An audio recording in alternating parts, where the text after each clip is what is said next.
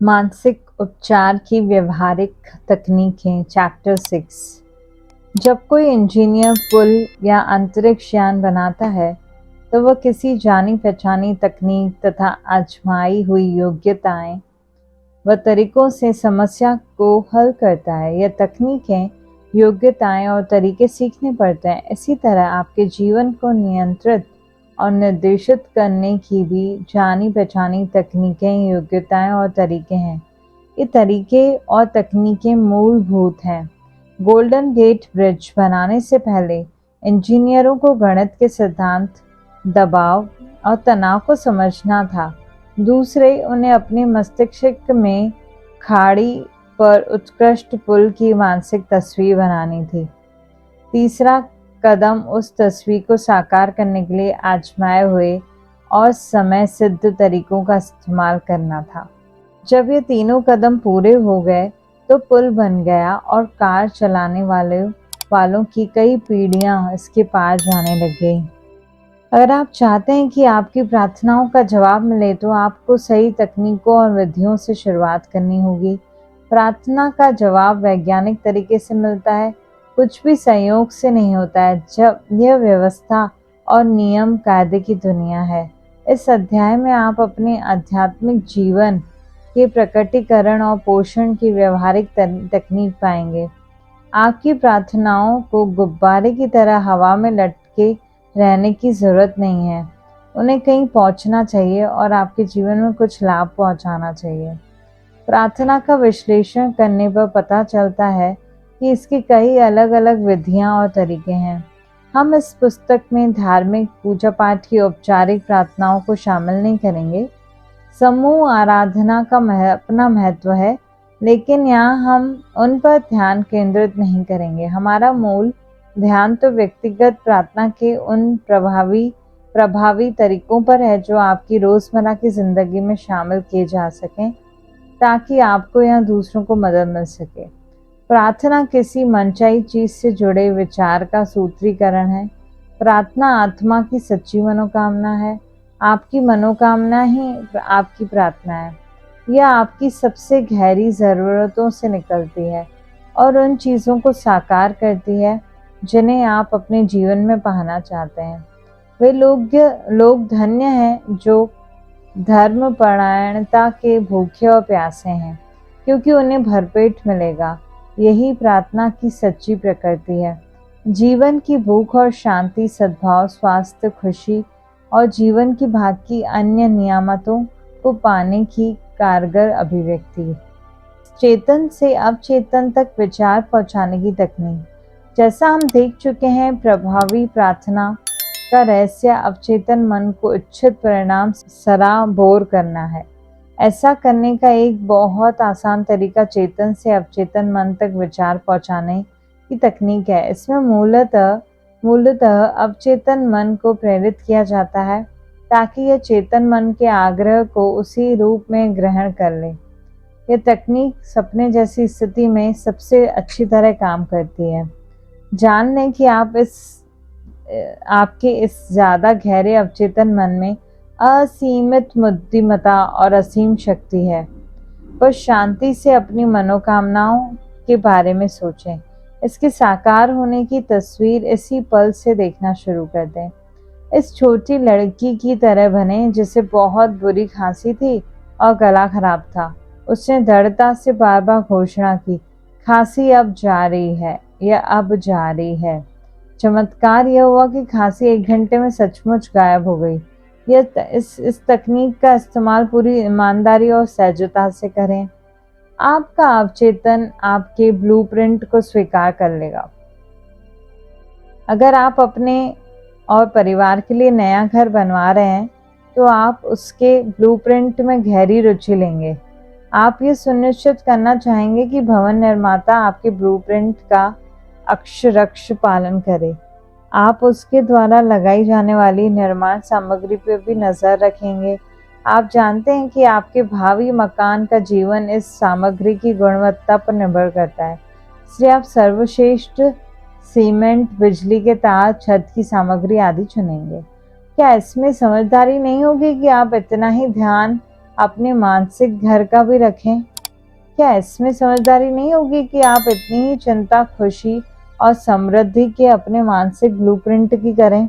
आपके सभी अनुभव और जीवन में दाखिल होने वाली हर चीज उन मानसिक ईंटों की प्रकृति पर निर्भर करती है जिनका प्रयोग आप अपने मानसिक घर को बनाने में करते हैं। अगर आपका मानसिक ब्लूप्रिंट डर, चिंता, तनाव या कमी से बना हो, अगर आप निराश, शंकालु और दोषदर्शी हों, तो आपकी इस मानसिक सामग्री के कारण आपके जीवन में अधिक थकान, शंका, तनाव, चिंता और सभी तरह की सीमाएं प्रकट हो जाएंगी।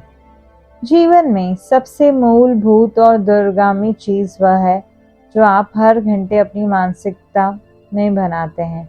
आपके शब्द खामोश और अदृश्य लेकिन वास्तविक होते हैं।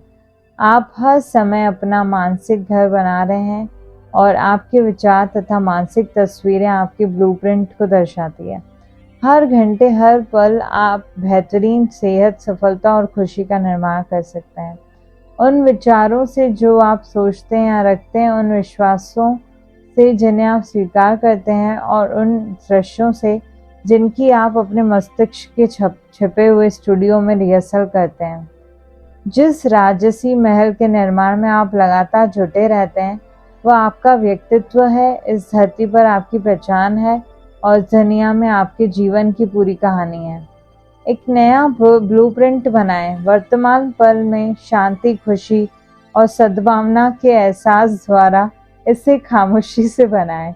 इन चीजों का दावा करने पर आपका अवचेतन आपके ब्लूप्रिंट को स्वीकार कर लेगा और इन सभी चीजों को उत्पन्न कर देगा। उनके फलों से आप उन्हें पहचान जाएंगे। सच्ची प्रार्थना का विज्ञान और कला। विज्ञान का अर्थ संयोजित, व्यवस्थित और कर्मबद्ध ज्ञान है। आइए सच्ची प्रार्थना के विज्ञान और कला के बारे में ज्यादा गौर से सोचें। यह ज्ञान जीवन के बुनियादी सिद्धांतों के बारे में है। इसमें उन तकनीकों और प्रक्रियाओं का वर्णन है जो आपके या अन्य किसी व्यक्ति के जीवन में प्रदर्शित की जा सकती है, जो पूरे विश्वास से उन्हें लागू करता है। आपकी तकनीक और प्रक्रिया और इसके पीछे का विज्ञान आपकी मानसिक तस्वीर या विचार पर आपकी रचनात्मक शक्ति की निश्चित प्रतिक्रिया है। मांगो और तुम्हें मिल जाएगा, खोजो और तुम पालोगे, खटखटाओ और तुम्हारे लिए दरवाजा खुल जाएगा। यह बेहतरीन पंक्ति हमें क्या बताती है? इसका स्पष्ट अर्थ है कि आप जो चीज मांगेंगे वह आपको मिल जाएगी। जब आप खटखटाएंगे तो आपके लिए दरवाजा खुल जाएगा और आप जिसे खोज रहे हैं उसे पा लेंगे। इस सबक में मानसिक और आध्यात्मिक नियमों की निश्चितता निहित है। आपके चेतन चिंतन पर आपके अवचेतन मन की असीमित बुद्धिमत्ता हमेशा सीधी प्रतिक्रिया करती है। अगर आप रोटी मांगेंगे तो आपको पत्थर नहीं मिलेगा। आपको पूरे विश्वास से मांगना होगा, तभी आपको मिलेगा। आपका मन विचार से वस्तु की ओर चलता है। जब तक मन में तस्वीर नहीं होगी तब तक मन नहीं चल सकता, क्योंकि आगे बढ़ने के लिए कुछ नहीं होगा। आपकी प्रार्थना, जो आपका मानसिक कर्म है, को पहले आपकी मानसिक तस्वीर को बनाना होगा। तभी आपके अवचेतन की शक्ति इस पर काम कर सकती है और इसे साकार कर सकती है। आपको अपने मस्तिष्क में स्वीकृति के बिंदु पर पहुंचना होगा, अविवादित और पूर्ण स्वीकृति। इसके अलावा अपनी मनोकामना की पूर्ति को पहले से देखने की खुशी तथा सुख की भावना होनी चाहिए। सच्ची प्रार्थना की कला और विज्ञान का दमदार आधार आपका यह ज्ञान तथा पूर्ण विश्वास है कि आपके चेतन मन की गतिविधि पर आपका अवचेतन मन निश्चित प्रतिक्रिया करेगा, जिसमें असीमित ज्ञान और असीम शक्ति है। इस तरीके से आपको अपनी प्रार्थनाओं का जवाब मिल जाएगा। तस्वीर की तकनीक। किसी विचार के सूत्रीकरण का सबसे सरल और स्पष्ट तरीका है तस्वीर की तकनीक। किसी विचार के सूत्रीकरण का सबसे सरल और स्पष्ट तरीका है इसकी तस्वीर देखना। अपने मन की आंख से इसे उतनी स्पष्टता से देखना जिससे यह साकार हो। आप आंख से सिर्फ वही देख सकते हैं जो बाहरी जगत में पहले से मौजूद है। इसी तरह आप मन की आंख से जो तस्वीर देख सकते हैं वह पहले ही आपके मन के अदृश्य क्षेत्रों में मौजूद होती है। जो भी तस्वीर आपके मन में है वह चाही गई अदृश्य चीजों का प्रमाण है। आप अपनी कल्पना में जो गढ़ते हैं वह आपके शरीर के किसी अंग जितना ही वास्तविक होता है। विचार वास्तविक होते हैं और वे एक दिन आपकी यथार्थवादी दुनिया में अवश्य प्रकट होंगे। शर्त सिर्फ इतनी है कि आपको अपनी मानसिक तस्वीर के प्रति निष्ठावान रहना होगा। चिंतन की यह प्रक्रिया आपके दिमाग पर छाप छोड़ देती है। ये छाप बाद में आपके जीवन में तथ्यों अनुभव के रूप में सामने आती है। आर्किटेक्ट जिस तरह की इमारत बनाना चाहते हैं, पहले उसकी तस्वीर देखते हैं। वे उसे इस तरह देखते हैं जिस तरह वह उसे पूरा देखना चाहते हैं। उनकी कल्पना और विचार प्रक्रिया एक प्लास्टिक का सांचा बन जाती है जिससे इमारत उभरेगी। यह सुंदर या बदसूरत हो सकती है। गगनचुंबी अट्टालिका या एकम ज़िला मकान हो सकती है, लेकिन यह सब तस्वीर की कल्पना से शुरू होता है। आर्किटेक्ट की मानसिक तस्वीर कागज पर आकार लेती है। अंततः कॉन्ट्रैक्टर और भवन निर्माता आवश्यक सामग्री इकट्ठी करते हैं और इमारत बनने लगती है। पूरी होने पर यह आर्किटेक्ट के मानसिक ढांचे के अनुरूप होती है। मैं श्रोताओं के सामने भाषण देने से पहले हमेशा तस्वीर की तकनीक आजमाता हूँ। मैं अपने मस्तिष्क को शांत कर लेता हूँ ताकि विचार की तस्वीर अवचेतन मन तक पहुँचा सकूँ। फिर मैं पूरे सभागृह की तस्वीर देखता हूँ। सी कुर्सियाँ पुरुषों और महिलाओं से भरी हैं। वे अपने भीतर के असीमित उपचार शक्ति से उत्साहित हैं। मैं उन्हें स्वस्थ, खुश और स्वतंत्र देखता हूँ। अब अपनी कल्पना में ये विचार लाने के बाद मैं इस मानसिक तस्वीर को बनाए रखता हूँ और कल्पना करता हूँ कि लोग कह रहे हैं मैं ठीक हो गया, मुझे बहुत अच्छा लग रहा है, मेरा काया पलट हो गया। मैं लगभग 10 मिनट तक ऐसा करता हूँ। मैं खुद को यह एहसास दिलाता हूँ कि हर व्यक्ति का मन और शरीर प्रेम, पूर्णता, सुंदरता से भरा है। मेरा एहसास उस बिंदु पर पहुंच जाता है जहां मैं मन में जनता की आवाजें सुन सकता हूं, जो उनकी सेहत और खुशी की घोषणा करती है। फिर मैं पूरी तस्वीर को मुक्त कर देता हूं और मंच पर पहुंच जाता हूं। इस तकनीक का प्रयोग करने के बाद मैं जब भी बोलता हूं तो हर बार कुछ लोग बात तक रुककर मुझे बताते हैं कि उन्हें उनकी प्रार्थनाओं का जवाब मिल गया। मानसिक फिल्म विधि जैसे पुरानी कहावत दावा करती है, एक तस्वीर 1000 शब्दों के बराबर है। इस तथ्य पर जोर दिया जाना चाहिए कि अवचेतन मन किसी भी तस्वीर को साकार कर देगा, बशर्ते उसके पीछे आस्था हो। इस तरह काम करो जैसे मैं हूं और मैं सचमुच मौजूद रहूंगा। कुछ साल पहले मैं मिडवेस्ट में एक लेक्चर टूर पर था। इस सिलसिले में मुझे कुछ राज्यों में जाना पड़ा। मैं उस इलाके में एक स्थायी जगह चाहता था ताकि मैं ज़रूरतमंद लोगों की सेवा कर सकूं। मैंने काफ़ी दूर दूर तक यात्रा की, लेकिन स्थायी जगह के विचार को नहीं भूला।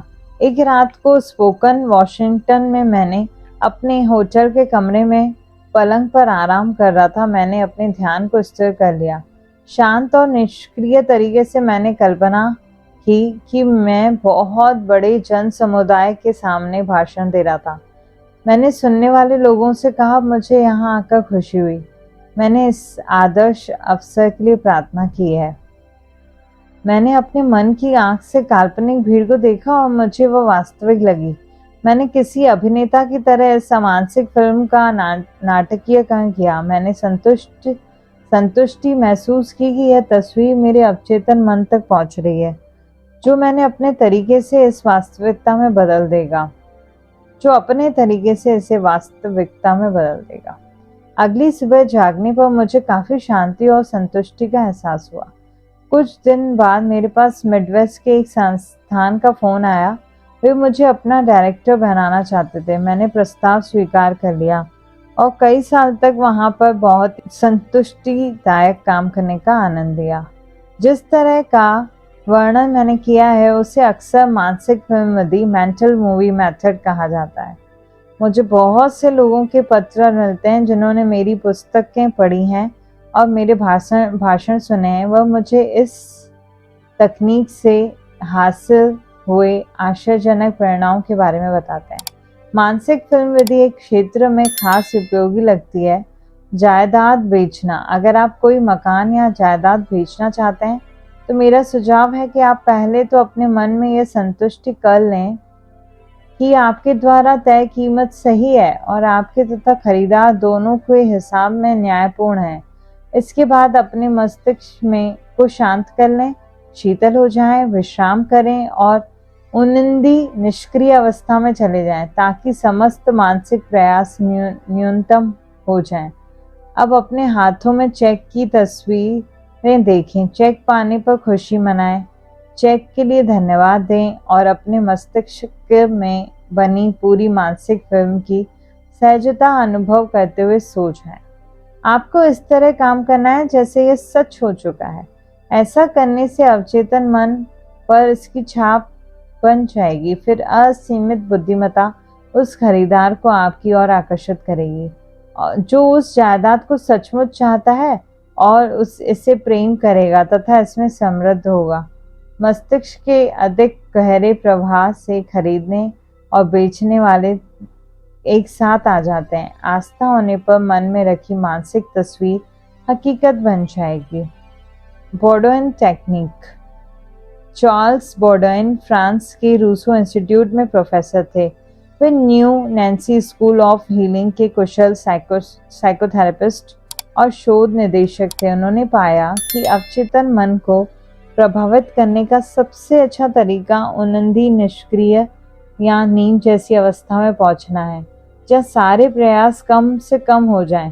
फिर चिंतन द्वारा यह विचार शांत, निष्क्रिय, ग्रहणशील तरीके से अवचेतन तक पहुंचाया जाता है, जैसा बॉडोइन ने स्पष्ट किया। ऐसा करने अवचेतन मन को भरने का एक आसान तरीका सजाई वस्तु के विचार को संगन करना है, इसे तत्काल याद होने वाले संक्षिप्त वाक्यांश में व्यक्त करना है और लोरी की तरह बार बार दोहराना है।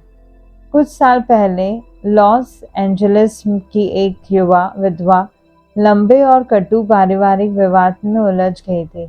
उसके स्वर्गीय पति ने पूरी जायदाद उसके नाम कर दी थी, लेकिन पहली शादी से उसके बेटे बेटियों ने वसीयत को गैर कानूनी ठहराने के लिए मुकदमा दायर कर लिया था। उन्होंने विधवा के समझौते के प्रस्तावों को ठुकरा दिया था। जब इस विधवा ने मेरी मदद मांगी तो मैंने उसे बॉडोइन टेक्निक बताई। मैंने उससे कहा कि वह अपनी आवश्यकता को कुछ शब्दों में भर ले ताकि यह उसकी याद पर आसानी से अंकित हो सके। उसने जो वाक्यांश चुना वह था, यह देवी इच्छा से अनुरूप पूर्ण हुआ। इन शब्दों से उसका मतलब था कि असीमित बुद्धि और उसके अवचेतन मन के नियमों द्वारा काम कर रही थी, सामंजस्य के सिद्धांत द्वारा सामंजस्यपूर्ण निष्कर्ष निकालेगी। 10 रातों तक हर रात वह एक कुर्सी पर बैठी और अपने शरीर को सुनियोजित तरीके से शीतल करके उनिंदी अवस्था में पहुंची। फिर उसने धीरे धीरे और शांति और भावना से वह वाक्य बार बार दृढ़ता से कहा, यह देवी इच्छा के अनुरूप पूर्ण हुआ। उसे आंतरिक शांति का एहसास हुआ। फिर वह गहरी सामान्य नींद में सो गई। 11वें दिन सुबह जागने पर उसे सुखद एहसास हुआ। उसे विश्वास था कि यह सचमुच पूर्ण हो गया था। उसी दिन उसके वकील ने उसे फोन किया। विपक्षी वकील और उसके मुकव्विल समझौते के लिए तैयार हो गए थे। सामंजस्यपूर्ण समझौता हो गया और मुकदमा वापस ले लिया गया।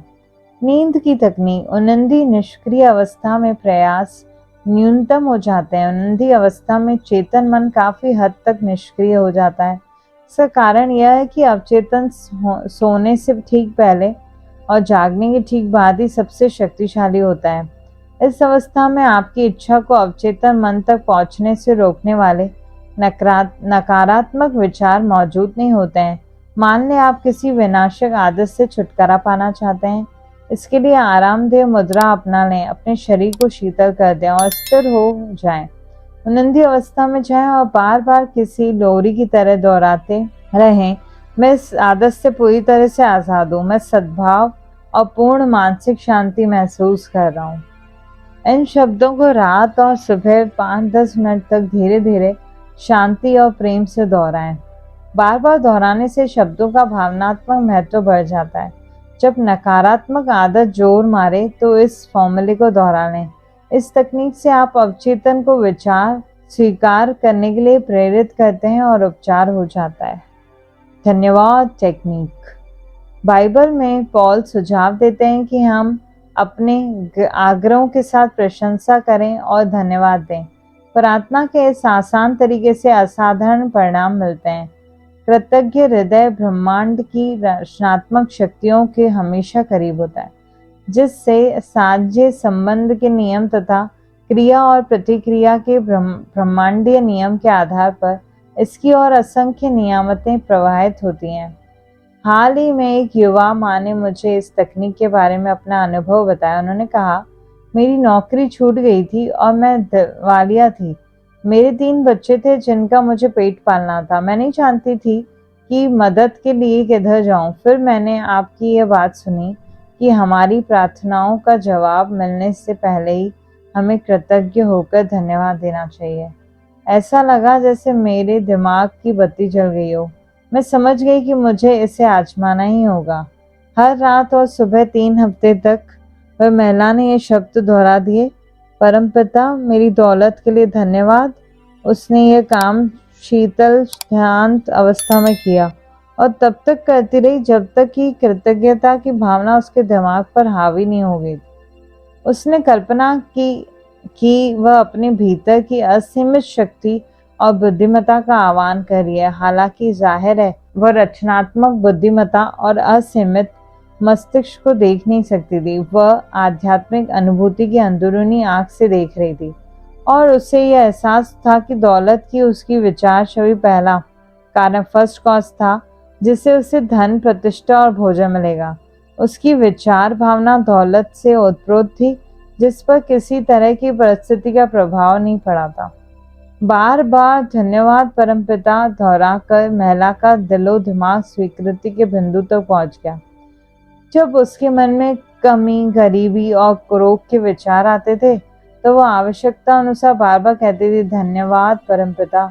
वह जानती थी कि अगर वह कृतज्ञ नजरिया रखेगी तो उसका दिमाग दौलत के विचार को ग्रहण कर लेगा। यही हुआ। उस महिला की प्रार्थना का एक रोचक परिणाम मिला। प्रार्थना शुरू करने के कुछ समय बाद उसे रास्ते में एक पूर्ण नियोक्ता मिला, जिसे वह 5 साल से नहीं मिली थी।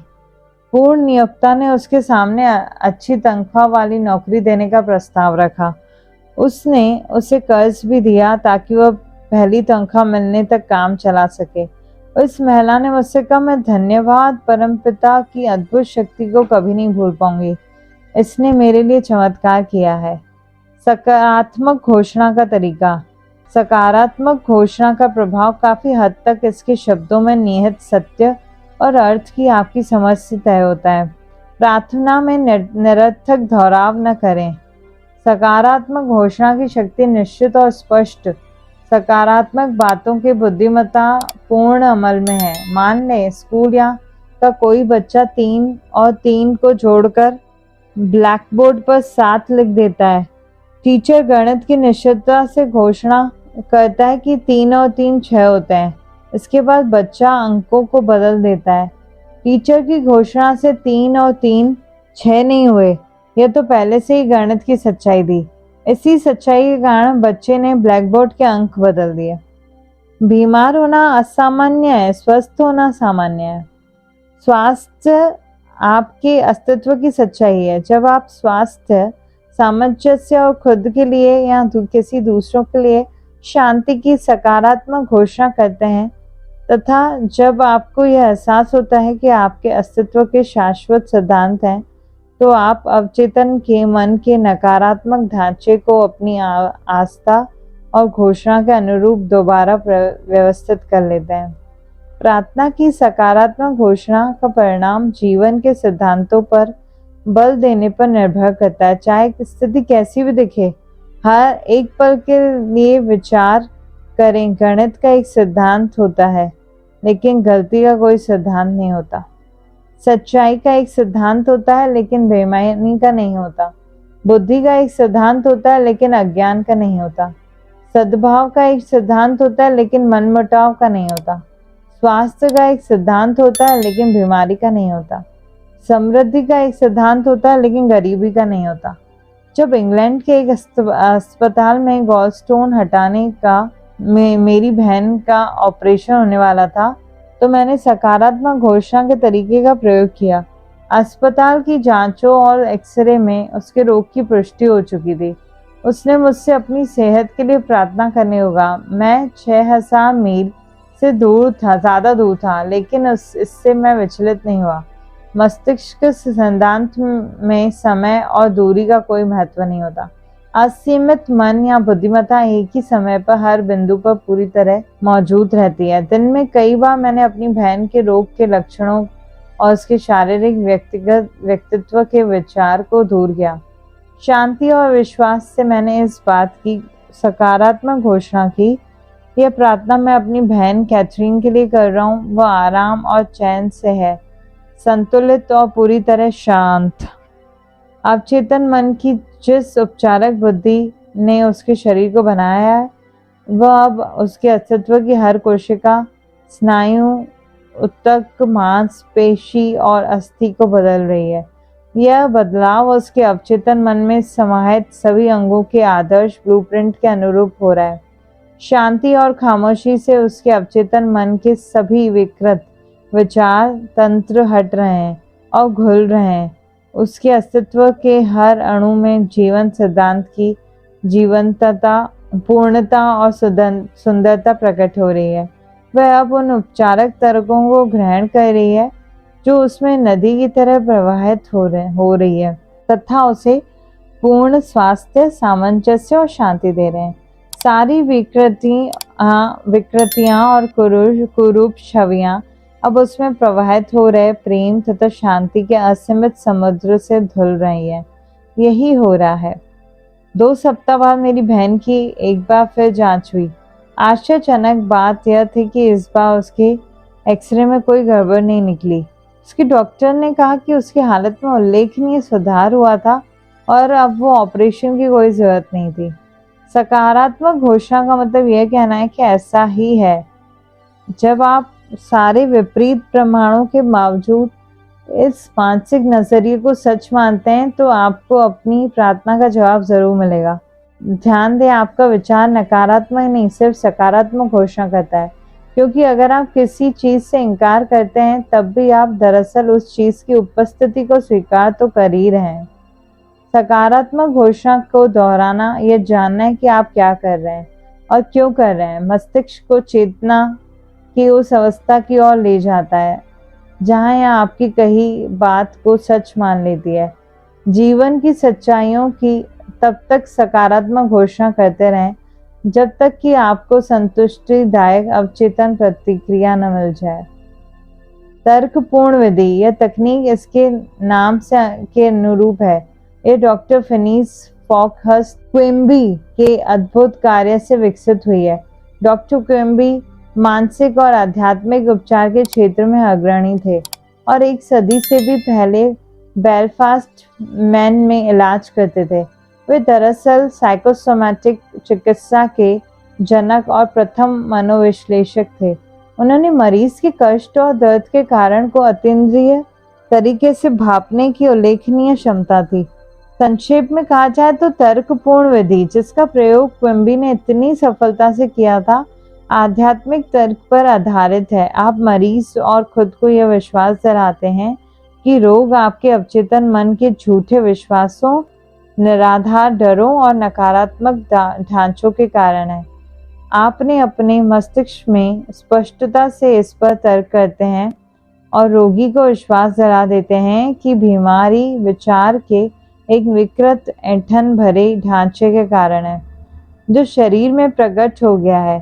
किसी बाहरी शक्ति या कारणों में गलत विश्वास अब रोग के रूप में बाहर आ गया है, लेकिन विचारों को बदलकर रोग का उपचार किया जा सकता है। जब रोगी के सामने स्पष्ट करते हैं कि विश्वास का परिवर्तन ही हर उपचार का आधार है, आप यह भी बताते हैं कि अवचेतन मन ने शरीर और इसके सभी अंगों की रचना की है, इसलिए ये जानता है कि इसका कैसे उपचार होता है। इसलिए इसका उपचार कर सकता है और यह आपके बोलते समय भी ऐसा ही कर रहा है। आप अपने मन की अदालत में आप बहस करते हैं कि रोग मस्तिष्क की विकृत विचार छवि की छाया है। आप अंदरूनी उपचारक शक्ति की समर्थन में जितने भी तर्क और प्रमाण जुटा सकते हैं उतने जुटाते हैं। आखिर इसी शक्ति ने ही तो सभी अंगों की रचना की है और इसमें ही हर कोशिका, स्नायु और ऊतक का आदर्श तंत्र है। फिर आप अपने मस्तिष्क की अदालत में अपने तथा अपने रोगी के पक्ष में फैसला सुनाते हैं। आप आस्था और आध्यात्मिक समझ द्वारा रोगी को मुक्त करते हैं। आपका मानसिक और आध्यात्मिक प्रमाण अजेय है। चूंकि सिर्फ एक ही मस्तिष्क है, इसलिए आप जिसे सच मानते हैं वह रोगी के अनुभव में प्रकट हो जाते हैं और उपचार हो जाता है। परम विधि आधुनिक अल्ट्रासाउंड उपचार की तरह है। दुनिया भर में कई लोग इस विधि से प्रार्थना उपचार करते हैं और उन्हें अद्भुत परिणाम मिलते हैं। परम विधि एब्सोल्यूट मेथड का प्रयोग करने वाला व्यक्ति रोगी का नाम लेता है, फिर वह ईश्वर और उसके गुणों के बारे में खामोशी से सोचता है, जैसे ईश्वर परम आनंद है, असीमित प्रेम है, असीमित बुद्धिमत्ता है, सर्वशक्तिमान है, असीमित ज्ञान है, पूर्ण सद्भाव है, अवर्णनीय सौंदर्य और पूर्णता है। जब वह इस तरह की बातें सोचता है तो उसकी चेतना ऊपर उठकर एक नए आध्यात्मिक धरातल पर पहुंच जाती है। वह महसूस करता है कि ईश्वरीय प्रेम का महासागर रोगी के मन और शरीर में मौजूद हर गड़बड़ चीज को डुबा रहा है और जिसे दूर करने के लिए वह प्रार्थना कर रहा है। वह महसूस करता है कि ईश्वर की सारी शक्ति और प्रेम अब रोगी पर केंद्रित हो रही है। जो भी कष्टकारी या परेशानी भरा है वह जीवन और प्रेम के असीम महासागर की मौजूदगी में अब पूरी तरह गायब हो चुका है। प्रार्थना की परम विधि की तुलना अल्ट्रासाउंड चिकित्सा में हुए नवीनतम शोधों से की जा सकती है। लॉस एंजलिस के एक विख्यात डॉक्टर ने मुझे हाल ही में इसके बारे में बताया। यह महिला डॉक्टर अपने काम में जिस विधि का प्रयोग करती है वह हाई फ्रीक्वेंसी की सशक्त स्वर लहरें उत्पन्न करती है। जब इन्हें शरीर के असामान्य ऊतक वाले हिस्सों पर केंद्रित किया जाता है तो प्रभावित कोशिकाएं अल्ट्रासाउंड के प्रति गूंज व्यक्त करती है। ईश्वर के गुणों पर विचार करके हम चेतना में जितना ऊपर उठते हैं, स्वभाव, सेहत और शांति की उतनी ही आध्यात्मिक लहरें उत्पन्न करते हैं। जिन पर ये लहरें केंद्रित हैं वह उन पर गूंज के रूप में प्रतिक्रिया करते हैं। प्रार्थना की इस तकनीक से कई उल्लेखनीय उपचार हुए हैं। एक अपंग व्यक्ति चलता है। डॉक्टर क्विम्बी अपने उपचारक करियर में परम विधि का अक्सर प्रयोग करते थे। उनकी एक पांडुलिपि बताती है कि उन्होंने किस तरह एक अपंग औरत को ठीक किया। वे उस महिला को देखने गए जो अपाहिज थी, बूढ़ी थी और बिस्तर पर पड़ी थी। वे बताते हैं कि उसकी बीमारी का कारण स्पष्ट था। वह इतने छोटे धर्म मत में कैद थी कि खड़ी नहीं हो सकती थी और चल नहीं सकती थी। वह डर और अज्ञान की कब्र में रह रही थी। चूंकि उसने बाइबल को शब्दश लिया इसलिए इससे डर गई। क्विम्बी ने कहा इस कब्र में वह ईश्वर की मौजूदगी और शक्ति बंधनों को तोड़ने तथा मृत्यु से लौटने की कोशिश कर रही थी। जब महिला ने दूसरों से बाइबल के एक प्रसंग का अर्थ पूछा तो जवाब पत्थर जैसा मिला। फिर वह जीवन की रोटी की भूख महसूस करने लगी। डॉक्टर क्विम्बी ने उसके मामले का निदान करते हुए कहा कि उसका दिमाग रोमांच और डर के कारण अवरुद्ध हो गया है, इसलिए वह बाइबल के उस प्रसंग का अर्थ स्पष्ट नहीं समझ पाई है। इससे उसके शरीर में भारी और मंदभाव आ गया जो लकवे में बदल गया। इस मोड़ पर क्विम्बी ने उससे पूछा कि बाइबल की किन पंक्तियों का क्या मतलब है। थोड़े समय के लिए मैं तुम्हारे साथ हूँ और फिर मैं उस परमपिता के पास चला जाऊंगा जिसने मुझे भेजा है। तुम मुझे खोजोगे लेकिन मैं तुम्हें नहीं मिलूंगा और जहां मैं हूँ वहां तुम आ नहीं सकते। उसने जवाब दिया कि इसका मतलब यह है कि ईसा मसीह स्वर्ग चले गए। क्विम्बी ने उससे इसका वास्तविक अर्थ समझाया। उन्होंने बताया कि उसके साथ थोड़े समय रहने का मतलब उसके लक्षणों, भावनाओं और कारणों का स्पष्टीकरण है। उसे उस महिला की हालत पर करुणा और सहानुभूति होती है, लेकिन वह उससे इस मानसिक अवस्था में नहीं रह सकता। अगला कदम उसके पास जाना है जिसने हमें भेजा है। क्विम्बी ने बताया कि इसका इशारा हम सभी में मौजूद ईश्वर की रचनात्मक शक्ति है।